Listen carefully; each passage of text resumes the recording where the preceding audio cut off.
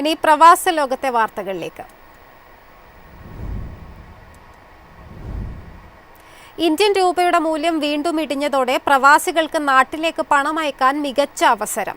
കൈവശം പണമുള്ളവർക്കും നാട്ടിൽ വീട് നിർമ്മിക്കുന്നവർക്കും വായ്പ തിരിച്ചടയ്ക്കുന്നവർക്കും ഈ ഇടിവ് ആശ്വാസമാകും. ഓൺലൈൻ ആപ്പ് വഴി പണം അയക്കുന്നവരുടെ എണ്ണവും കുത്തനെ വർദ്ധിച്ചിട്ടുണ്ട്.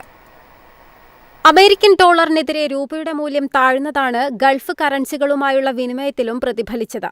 വിനിമയ നിരക്ക് ഒരു UAE ദിർഹത്തിന് 26.09 രൂപ എന്ന നിരക്കിലായതോടെ 38.34 ദിർഹമുണ്ടെങ്കിൽ 1000 ഇന്ത്യൻ രൂപ ലഭിക്കും. ഈ അവസരം മുതലാക്കിയാണ് പ്രവാസി ഇന്ത്യക്കാർ നാട്ടിലേക്ക് പണം അയക്കാൻ തിടുക്കം കാട്ടുന്നത്. കൈവശം പണമുള്ളവർക്കും നാട്ടിൽ വീട് നിർമ്മിക്കുന്നവർക്കും വായ്പ തിരിച്ചടയ്ക്കുന്നവർക്കും ഈ ഇടിവ് ആശ്വാസമാണ്.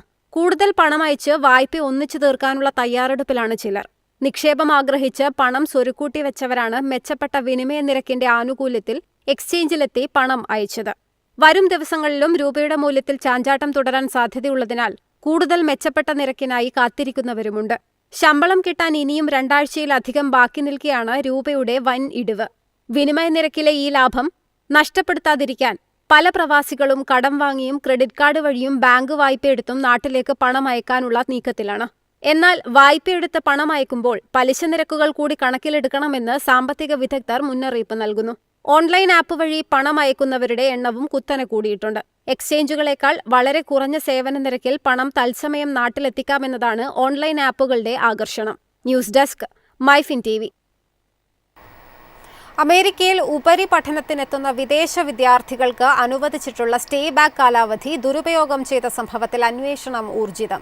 ഇന്ത്യക്കാരുൾപ്പെടെയുള്ള വിദ്യാർത്ഥികൾക്കെതിരെയാണ് അന്വേഷണം. വിദേശ വിദ്യാർത്ഥികൾക്ക് തങ്ങളുടെ പഠനകാലത്തോ അതിനുശേഷമോ 12 മാസം മുതൽ 24 മാസം വരെ US-ൽ ജോലി ചെയ്യാൻ അനുവാദം നൽകുന്നതാണ് OPT വ്യവസ്ഥ. H-1B വിസയിലേക്ക് മാറാനുള്ള ഒരു പ്രധാന മാർഗം കൂടിയാണിത്.